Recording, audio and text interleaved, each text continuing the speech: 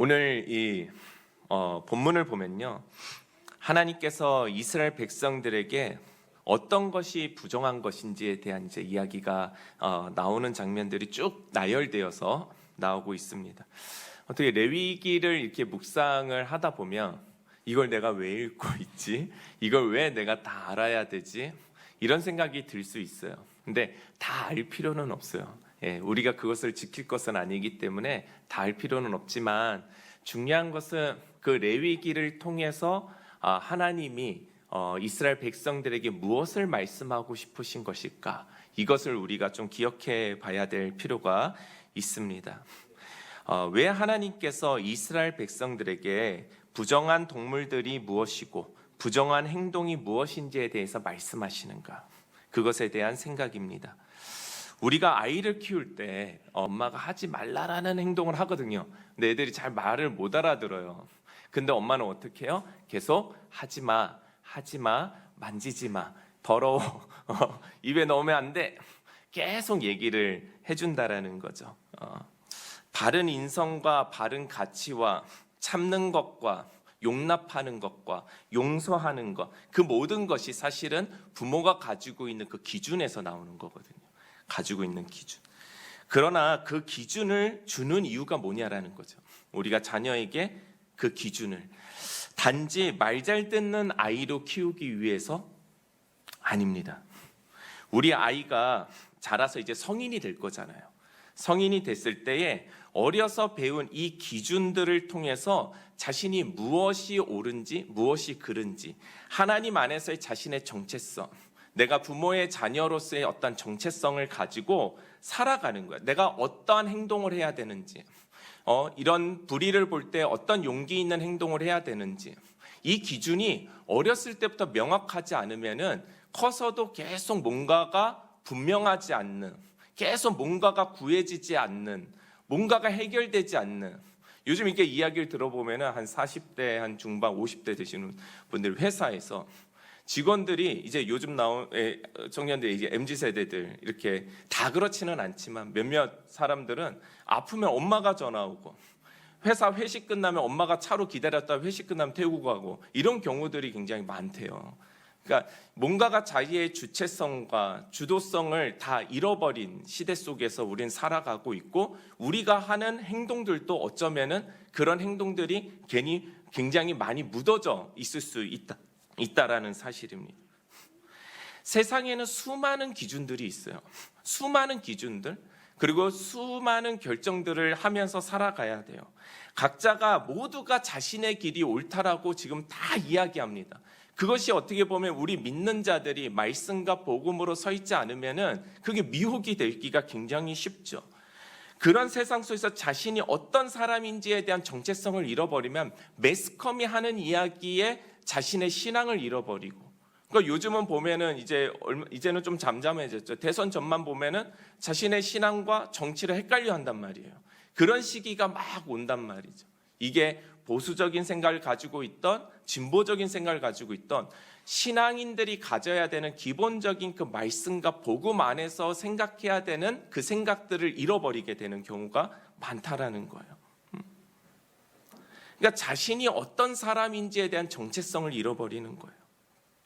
여기가 좋다고 그러면 여기 가고, 야 저기 학원이 좋다고 그러면 저기 가고, 저기가 좋다고. 그러니까 우리가 평생을 다 계속 기웃거리는 인생을 살 수밖에 없죠. 자신이 누구인지 정확한 기준을 삼지 못하고 내가 말씀 안에서 내 삶을 어떻게 살아가야 되는지의 명확성, 내 자녀를 어떻게 키워야 되겠다라는 어떤 명확성을 잃어버리는 순간 남들이 좋다는 데만 따라다니는 인생밖에 안 되는 거예요.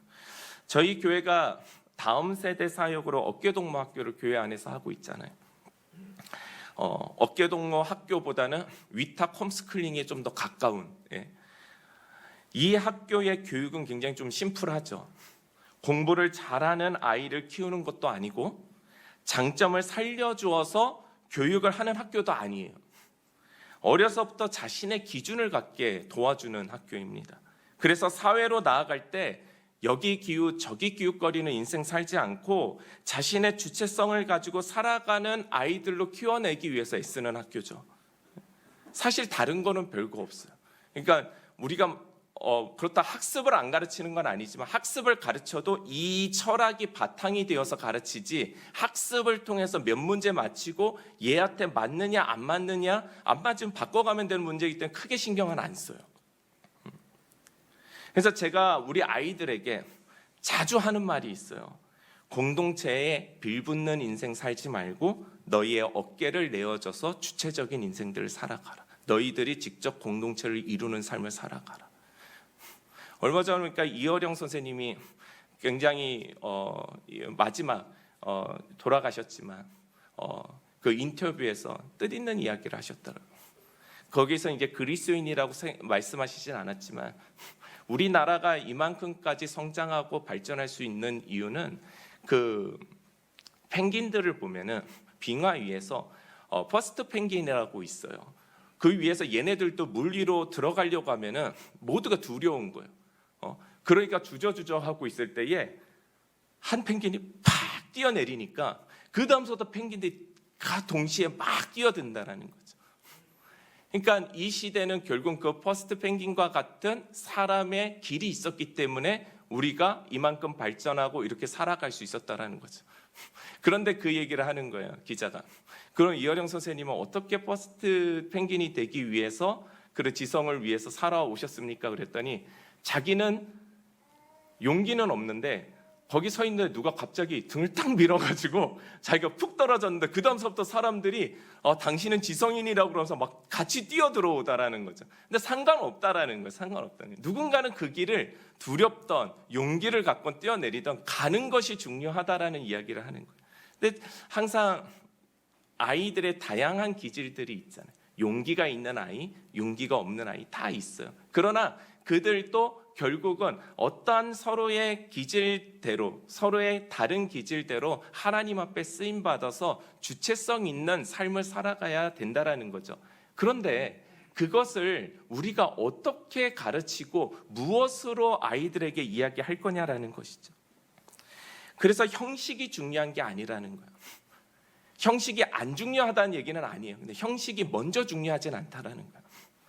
때로는 그 무형식 가운데에 자신의 기준을 세우는 방법을 배워야 돼요. 어렸을 때부터. 아무것도 없는 데에서 자신의 형식, 어떠한 기준, 어떠한 질서를 세워가는 것이 굉장히 중요합니다. 그래서 어릴 때부터 사실은 성경은 조금 더 보수적으로 가르치는 게 저는 좋다고 생각이 들어요. 그 보수적인 생각에서 나중에 좀 더 진보적인 생각으로 펼쳐져 가야 되는 것이 건강한 거거든요. 그러면 자신들이 지금 학습들 개별화 학습들을 하잖아요. 이게 뭐 되겠냐 안 되겠냐 말들은 많지만은 사실은 자기의 주체성이 되는 아이들은 그 개별적 교육을 통해서 하나님의 부르심을 받아가거든요. 내가 무엇을 잘하는지, 내가 어떤 사람인지, 나는 무엇을 꿈꾸고 있는지, 나는 앞으로 어떤 인생을 살아가야 되는지 남들 신경 쓰는 게 아니라 자신을 신경 쓰면서, 그러면서 이제 그것이 명확해진 사람들은 그 기준을 통해서 주변의 이웃들을 돌아보게 되고 친구를 돌아보게 돕는 자가 되고 그들을 끌어주는 자가 되고 그들에게 어깨를 내어줄 수 있는 사람으로 자라나게 되는 거잖아요. 그러니까 레위기는요 크게 세 가지 법으로 나뉩니다. 하나는 제사법, 또 하나는 정결법, 또 하나는 생활법에 대해서 이야기를 하고 있어요. 하나님은 우리에게 오늘 이 정결법에 대해서 말씀을 하고 계시는 거예요. 자, 정결한 삶을 살라라는 것은요, 하나님의 자녀답게 살으라는 뜻이에요. 정결법을 주시는 거는 야, 부정한 것들 피해 다녀, 부정한 것들을 무서워해, 두려워해, 이 얘기가 아니고요. 하나님의 뜻대로 살아가는 자녀에 대해서 하나님 말씀하시는 거예요. 그리고 하나님께서는 우리를 이 땅에서 구별하여 구원하셨으니 우리도 이 땅에서 구별된 삶을 살으라는 거예요. 그래서 하나님이 기준을 주시는 거예요. 구별된 삶. 오늘 본문의 마지막이 오늘 본문의 전체를 사실 설명하고요. 사실 이 정결법에 대해서 레위기 11장에서 15장까지 계속적으로 이야기를 하고 있는데 이 통틀어서 결론을 주는 말씀이에요. 이 말씀이 뭐냐면은 오늘 본문의 45절입니다. 이 말씀이에요. 내가 거룩하니 너희도 거룩할지어다. 그것에 대해서 어떻게 거룩해질지에 대해서 설명해 주시는 게 이 정결법이라는 것이죠. 하나님은 이스라엘이라는 그 백성을 구별하여서 선택을 하셨어요. 그리고 그들을 인도하셨어요. 하나님으로 인해 구별되어 구원받은 그 백성들이 하나님의 말씀을 따라 구별될 삶을 살아가는 건 당연한 건데 어떻게 해야 되는지를 모르는 거예요. 그래서 하나님이 가르쳐 주시는 거예요. 자, 45절 한번 읽어볼게요. 45절 한번 찾아서 한 목소리로 읽어보겠습니다. 자, 시작. 나는 너희의 하나님이 되려고 너희를 애굽 땅에서 인도해낸 여호와라. 내가 거룩하니 너희도 거룩할지어다. 자, 애굽에서 건지신 이가 누구라고요? 하나님. 애굽 땅에서 우리를 구별하신 이가 누구라고요? 하나님. 그 하나님께서 구별된 삶을 살으라고 말씀하시는 거야. 하나님의 요구는 이거예요. 내가 거룩하니 너희도 거룩해지기를 원해. 이것이 정결법이에요. 하나님의 자녀는 하나님의 자녀답게 살으라는 거예요. 세상적으로 살면서 종교인 생활하지 말고 세상 속에서도 이 정결법을 지키면서 구별된 삶을 살으라는 거예요. 세상 사람과는 좀 다른 인생 살으라는 거예요. 하나님의 구별된 인생들 살아가라는 거예요. 구별법의 첫 번째는 먹는 거였어요. 오늘 본문 바로 전에 이제 먹는 것에 대해서 이야기가 이미 나왔는데요. 여러분 금식해 보신 분들은 알고 계시겠지만은 3일 금식만 해도요. 한 이틀만 지나도 누가 냉장고 문을 열었는지 기가 막히게 알아요. 방 안에 있어도 거리가 있어도 냉장고가 열렸다 딱 닫히면은 조금 지나면 누가 냉장고 문 열었어요. 이렇게 바로 나올 수 있어요. 심지어 냉장고를 열었다 닫으면 조금만 가까이 있으면 냉장고에 어떤 음식들이 나열되어 있는지까지도 알 수 있어요. 네. 이처럼 사람의 욕구에는 식욕이 가장 민감하고 중요해요. 식욕이. 그래서 탐심, 탐욕 이런 것들이 우리 먹는 것과 상당히 연결이 되어 있거든요. 세상의 모든 경제도 결국 먹는 것과 연결되어 있는 경제잖아요. 전쟁이 나는 이유도 궁극적으로 먹고 사는 문제 때문에 전쟁이 일어나는 거거든요. 식량 자원을 얻기 위해서 전쟁하고 경제, 요즘은 뭐 3차 대전이라고 하는데 그거보다 더 무서운 게 경제적 제재를 가하면은 나라가 순식간에 부도를 나버리고 이 세계에서 살아가지 못하는 지경까지 되어버리잖아요. 지금 러시아와 우크라이나가 전쟁하고 있죠. 그 전쟁이 여러 가지 이유가 있겠지만 사실 경제적 이득과 식량을 얻기 위한 것들도 포함되어 있다는 거예요. 러시아는 기본적으로 굉장히 춥죠. 그래서 몇몇 정해진 것 아니고서는 식량을 얻을 수 있는 곳이 많지는 않다고 해요. 우크라이나는 또 기본적으로 토질이 좋은 곳이라고 하대요. 곡식들이 잘 자라고. 러시아 입장에서 보면 굉장히 놓치기 싫은 땅일 수도 있을 것 같아요. 탐심욕, 야욕, 성욕, 물질욕 이런 것들도 식욕이 없으면 있을 수가 없는 거예요. 그래서 식욕은 인간이 가지고 있는 가장 원초적인 거라는 거죠. 우리가 지금 먹는 음식들을 보면요, 우리가 사실 조선시대 임금들보다 더 잘 먹고 잘 사는 거 알고 계시죠? 장금이가 그렇게 유행을 한 게 전 잘 이해가 되지 않아요. 훨씬 더 우리가 잘 먹고 잘 살고 있는데. 그래서 조금 더 우리는 어떻게 해요? 계속 새로운 음식을 먹고 싶고 특이하고 맛있고 비싼 음식을 인간은 찾아 나서요. 요즘 또 코로나 때문에 집에 있으니까 먹는 거에 사람들이 그래서 뭐 만남의 광장, 뭐 예능도 보면은 다 먹는 것들입니다. 이처럼 우리는 너무 이제 식욕이 올라오는 지경에 온 거죠. 근데 우리가 믿는 자로서 이럴 때 한번 생각해 봐야 되는 거예요. 다른 것도 같이 올라온 게 없는 거. 식욕이 올라오잖아요. 기가 막힌 건 뭔지 알아요? 쇼핑욕도 올라와요. 물질욕이 올라와요. 기가 막힙니다. 배고플 때 쇼핑하지 말라는 얘기 들어보셨어요? 배고프면요 왕창 사요 사람이. 그래서 배를 든든하게 먹고 쇼핑을 해야지 절제해서 사는 거예요. 그러니까 우리는 좀 이럴 때에 세상이 어수선하고 세상이 그런 길들을 추구하고 갈 때 우리는 금식하며 스스로가 어떠한 위치에 있는지를, 내 정체성이 어디에 있는지를 한번 찾아볼 필요가 있다라는 거예요. 그리고 세계의 대부분의 나라와 사람들은 기근으로 시달리고 있잖아요. 대부분이. 근데 지구의 일부분이라는 사람들이 비만과의 싸움을 벌이고 있다는 거예요. 이거 회개해야 되는 거라는 거예요. 회개해야 되는 거예요. 염려도 어디서 올까요, 여러분? 먹는 거에서 오죠. 염려도. 그래서 예수님이 말씀하시잖아요. 너희는 무엇을 먹을까? 무엇을 입을까? 무엇을 마실까? 염려하지 마라.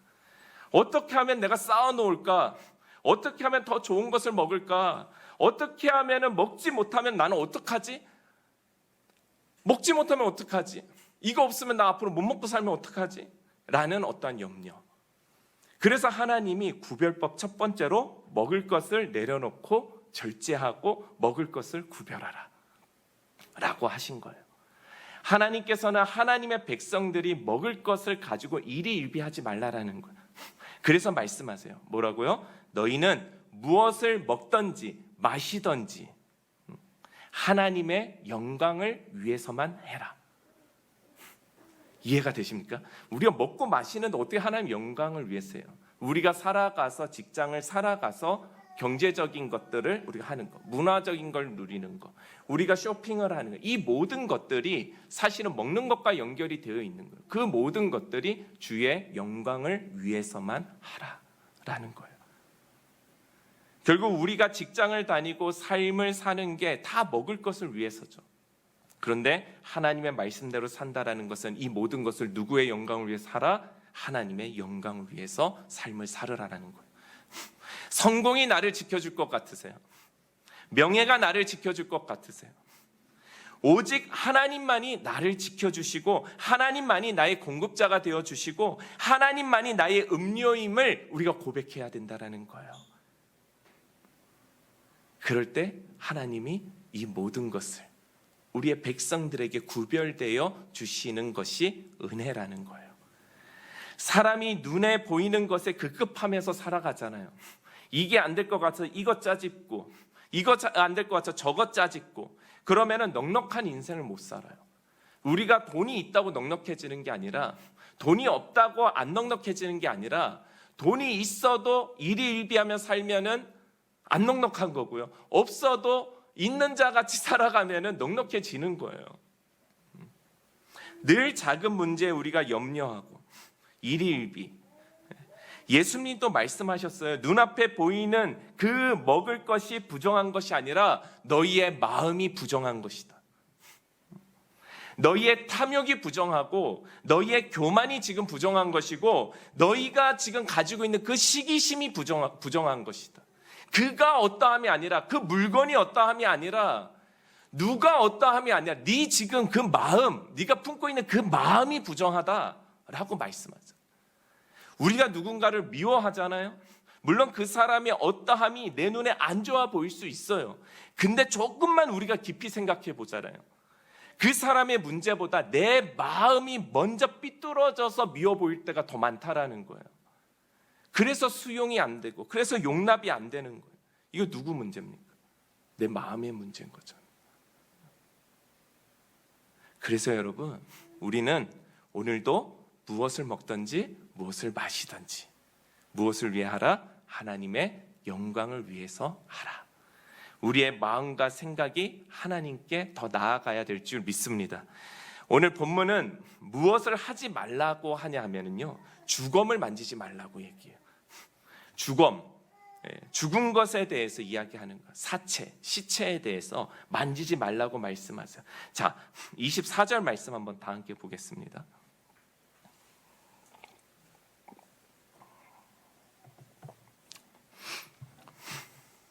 24절 다 함께 읽겠습니다. 시작. 이런 것은 너희를 부정하게 하나니 누구든지 이것들의 주검을 만지면 저녁까지 부정할 것이며 그 주검을 옮기는 모든 자는 그 옷을 빨지니 저녁까지 부정하리라. 자, 길을 가다 보면은 죽은 동물의 사체들을 보게 되는 경우가 있잖아요. 때로는 사람들이 다니는 그 길가에 옛날에는 죽은 사체들이 그냥 있었어요. 근데 누군가는 그걸 치워야 되거든요. 근데 그것을 만지면 부정해진다라고 오늘 또 말씀을 하시는 거예요.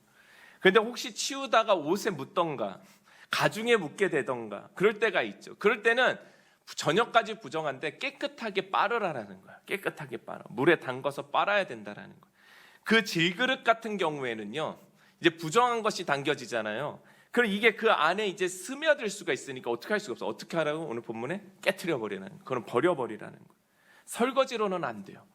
하나님께서 왜 이 시체를 이렇게까지 만지지 못하게 하실까? 이런 생각해 보셨어요? 큐티하면서. 하나님께서 죽은 시체를 만지지 말라고 하시는 그 말씀의 이유는요, 죽은 우리를 누가? 하나님께서 구원해 주셨음을 알려주시기 위함이에요. 우리는 이 죄의 삭스로 죽음의 삶을 살아가는 인생이잖아요. 우리는 죽는 인생이에요. 하나님 아니면 그냥 죽어야 되는 인생이에요. 그런데 그런 우리를 누가? 하나님께서 건지시고, 그런 우리를 누가? 하나님께서 구별하시고 살리시고 영원한 하나님의 기업을 이루게 하시고 그 영생의 삶을 살게 하신 분이 하나님이라는 거예요. 이제 우리의 죽음의 삶이 아니라 살리시는 그 하나님의 역사 안에서 살아야 된다라는 거예요. 하나님은 그것을 이스라엘 민족들에게 가르쳐주고 싶은 거예요. 한마디로 하나님의 백성의 정체성을 그 죽은 사체와 시체를 볼 때마다 생각하라는 거예요. 알라라는 거예요. 시체를 만지더라도 맞아, 나는 하나님으로 인해서 새 생명을 받은 자였지 라는 걸 알으라는 거예요. 근데 여러분, 사람은요 기본적으로 부정적인 생각과 부정적인 눈과 부정적인 마음과 부정적인 행동하는 자들이에요. 왜냐하면 우리는 하나님 없이는 다 부정한 자들이기 때문에. 하나님의 말씀이 없으면 우리의 시각도 부정하고 우리의 사고도 부정하고 다 부정해요. 우리의 판단도 부정해요.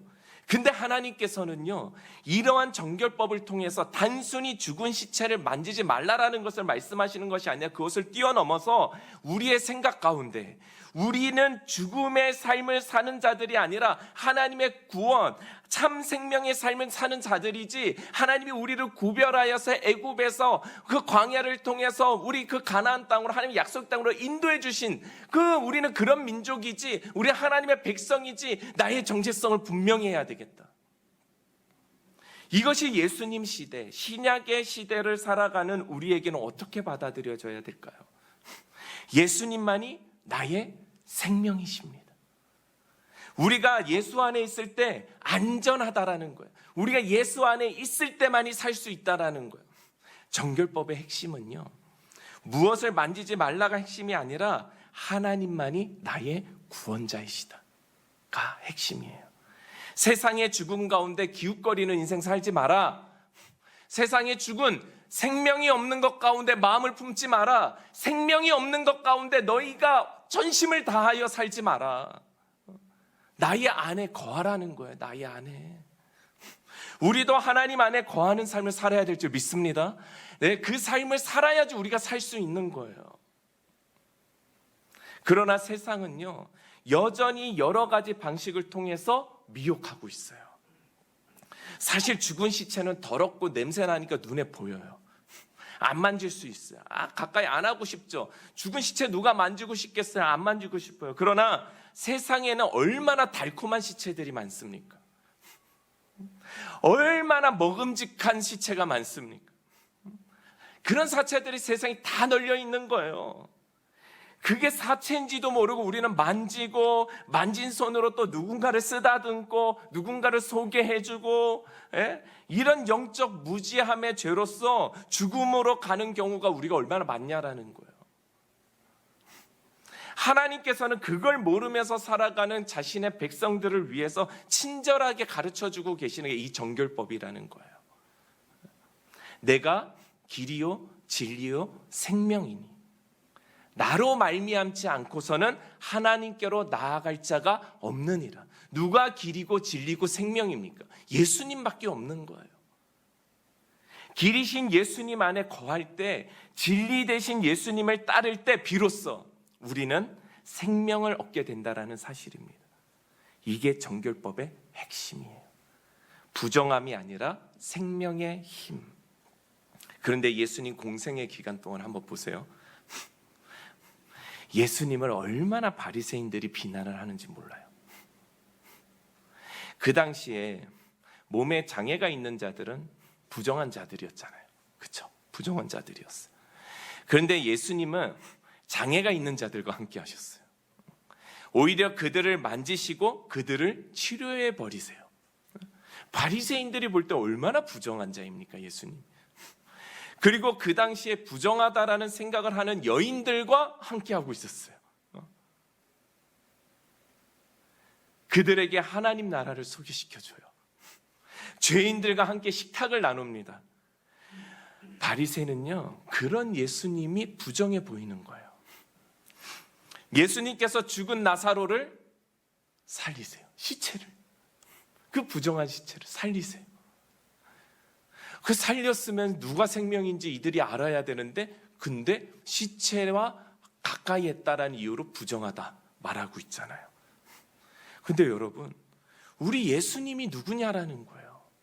길이요, 진리요, 생명이신 하나님, 참 생명이신 하나님이 우리 예수님이란 말이에요. 근데 이 정결법을 제대로 이해하지 못하는 바리새인들은요, 예수님을 부정하다라고 생각하고 있어요. 자, 혈루병에 걸린 여인이 있어요. 예수님이 고치십니다. 이 정결법을 아는 자는 생명을 향해서 달려나오게 되어 있어요. 예수님의 옷자락을 만져요. 그렇죠? 옷자락을 만져요. 그때 예수님이 눈치를 채시고 어떻게 해요? 그가 병에 나아버려요. 하나님의 능력이 흘러가 버려요. 병이 나아버려요. 그리고 그의 믿음의 행동을 높게 평가해 주시고 천국이 너에게 있다라고 말씀하세요. 하나님의 백성은요, 부정한 것을 두려워하는 자가 아니라 참 생명 가운데 달려가는 자임을 여러분 믿으시길 바랍니다. 그것을 우리는 알아야 되고요, 행동해야 되고, 우리는 아이들에게 가르쳐야 되는 거예요. 우리를 향한 하나님의 정결은요, 죄를 멀리하고 부정한 것을 안 하는 것이 아니에요. 여러분, 죄 안 짓고 살 수 있을까요? 저는 없는데. 저는 없어요. 죄 안 짓고 살 자신이 없습니다. 저는 연약해요. 노력해 보세요. 한번 노력해 보세요. 안 짓고 살 수 있나? 못 살아요. 못 삽니다. 근데 죄를 멀리할 수 있는 유일한 방법은 있어요. 하나님께 달려나가는 거예요. 진짜 생명이시고 참 거룩이신 그 하나님께 나아갈 때만이 그 부정한 것이 나에게서 멀어질 수 있는 거예요. 여러분 믿으십니까? 예수님만이 나의 참 생명이시기 때문에 그런 거예요. 야곱이 속이는 자로 태어나잖아요. 그러니까 이 평생을 남을 속이는 자로 살아요. 근데 약복강가에서 누굴 만나니까? 하나님을 만나요. 씨름을 합니다. 그래서 환두뼈가 부러져 버려요. 야곱의 승리의 그 힘은요, 그 힘의 승리가 아니라는 거예요. 야곱이 하나님을 약복강에서 찾아서 하나님을 찾아가서 만났고요, 그 자체가 승리라는 거죠. 하나님을 만났기 때문에 환두뼈가 부러지고 씨름하고 다 필요 없어요. 그 자리에서 하나님을 만났다라는 거예요. 그래서 어떻게 돼요? 속이는 자와 하나님이 만나니까 하나님 안에서 변화가 이루어지는 거예요. 그로 인하여서 이스라엘이 탄생하는 역사가 벌어지기 시작하는 거예요. 여러분, 우리 예수를 만나야 합니다. 우리 지금 이 사순절 기간을 지나고 있는데 십자가가 회복돼야 됩니다. 예수의 그 보혈의 능력이 우리 가운데 입혀져야 됩니다. 예수님을 만나서 그 화해가 이루어져야 돼요. 예수님을 만나야지만 이 십자가의 회복이 이루어지는 거예요. 그 십자가의 사건이 내게 부담감이 오면 안 돼요. 그럼 바리새인들이 갖는 부담감이에요. 아니에요. 하나님께도 능력으로, 승리로 회복되는 역사가 우리 가운데 일어나기를 축복합니다. 우리 양옆으로 한번 인사합시다. 예수님만이 참 생명이십니다.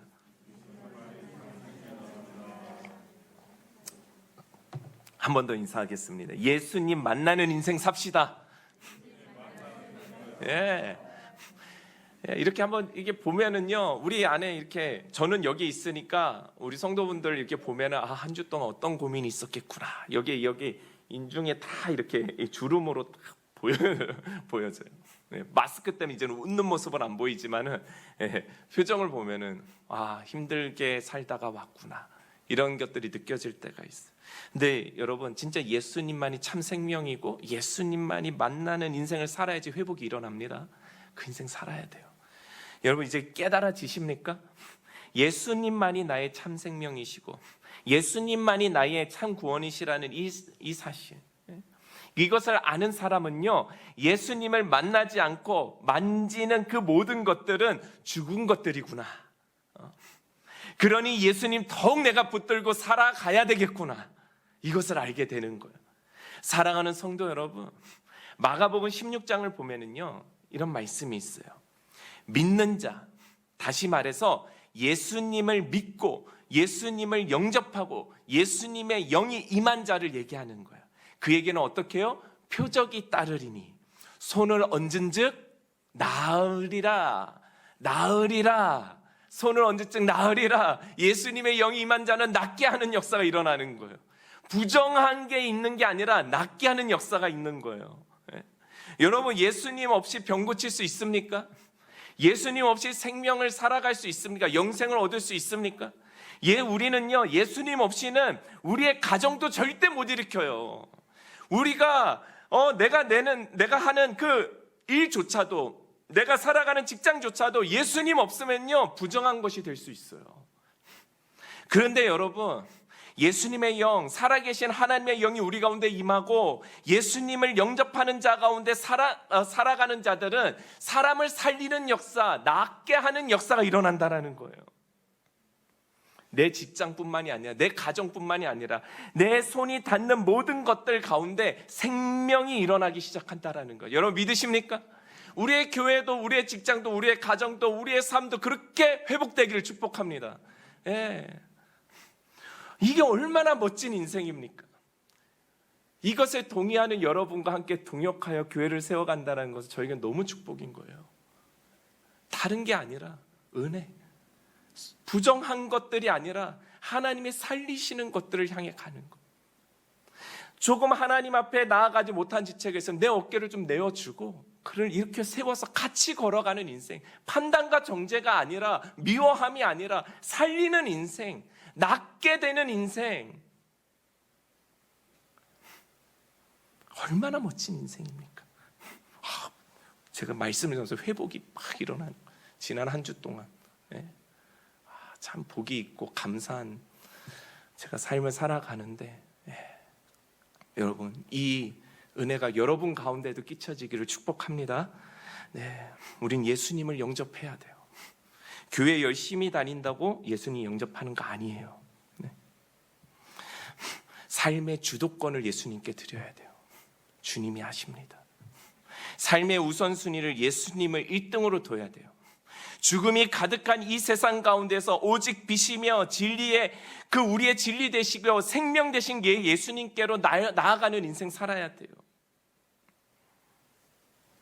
그럴 때만이 손을 얹은 즉 나음이 일어나는 거예요. 여러분, 우리가 오늘 드리는 이 예배도 마찬가지예요. 우리는 이 예배를 어떻게 드려야 합니까? 영과 진리로 나아가야 돼요. 그렇지 않은 예배는요, 하나님 안 받으세요. 미안합니다. 하나님 안 받으십니다. 영과 진리로 예배를 드려보세요. 영과 진리.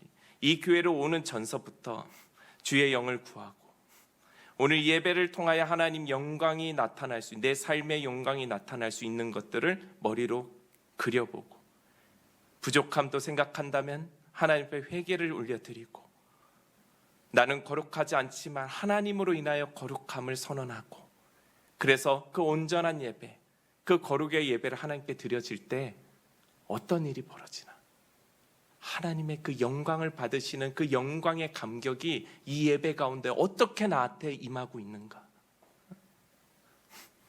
영과 진리로 드리는 예배. 우리는 예수의 영을 영접한 자잖아요. 죽은 자의 예배가 아니라 예수님과 함께 살아난 자들의 예배잖아요. 표적의 예배고 기적의 예배잖아요. 드릴 수 없는 예배를 드릴 수 있는 특권을 받았잖아요. 영과 진리로 여러분 예배를 드려보세요. 여러분의 질병이 오늘 이 예배 가운데 낫게 될 줄 믿습니다. 우리의 우울함과 좌절감이 오늘 이 예배 가운데 기쁨과 소망함으로 나타나게 될 줄 믿습니다. 절망과 사망의 늪 가운데서 허우적거리는 우리의 인생 가운데 예수님의 영을 영접하는 자들마다 구원의 기쁨, 생명의 소망함이 나타나게 될 줄 믿습니다. 우리의 예배가 이와 같은 예수님의 표적이 나타나는 예배가 되기를 주님의 이름으로 축복합니다. 로마서 8장 우리 한번 찾아보면 좋겠어요. 이제 마지막으로 가고 있습니다. 로마서 8장을 한번 쫙 찾아보면 좋을 것 같아요. 4절부터 우리 8절까지 한번 다 읽어봤으면 좋겠습니다. 로마서 8장 4절부터 8절까지 다 찾으셨으면 우리 한 목소리로 읽어보도록 하겠습니다. 시작. 육신의 생각은 사망이요 영의 생각은 생명과 평안이라. 육신의 생각은 하나님과 원수가 되나니 이는 하나님의 법에 굴복하지 아니할 뿐 아니라 할 수도 없음이라. 육신이 있는 자들은 하나님을 기쁘시게 할 수 없느니라. 아멘. 자, 여기서 육신은 무엇을 말하는 걸까요? 예수님 없는 내 생각, 선택, 내 생각의 선택, 내 생각의 불안, 초조, 염려, 이거 아니면 안 될 것 같은 생각, 나의 경험, 나의 세상의 가치, 이런 것들이 있을 것 같아요. 근데 7절을 보세요. 육신의 생각, 곧 나의 생각은 하나님과 뭐가 될 수 있다? 원수가 될 수 있다. 딱 8절을 보겠습니다. 육신에 있는 자들, 곧 내 생각, 내 뜻대로 사는 사람은 무엇을요? 하나님의 기쁨이 될 수 없다. 하나님을 기쁘게 할 수 있는 방법이 없다라는 거예요. 그런데 11절 한번 보세요. 11절 한번 보겠습니다. 11절 한 목소리 읽어보겠습니다. 시작. 예수를 죽은 자 가운데서 살리신 이의 영이 너희 안에 거하면 그리스도 예수를 죽은 자 가운데서 살리신 이가 너희 안에 거하시는 그의 영으로 말미암아 너희 죽을 몸도 살리느니라. 아멘. 자, 사랑하는 우리 성도 여러분, 우리가 하나님의 영을 구하고요, 하나님의 영이 우리 가운데 임하면 이와 같은 치유와 회복이 일어나게 될 줄 믿습니다. 그래서 우리는 이 십자가의 사랑, 구원의 확신, 하나님의 영과 늘 함께하는 그 삶, 내 손을 얹은 즉 나음이 일어나는 그 삶, 그리스도의 표적이 우리 심풀교회 가운데, 우리 성도분들 한 사람 산 가운데 나타나는 인생 다 사시기를 주님의 이름으로 축원합니다.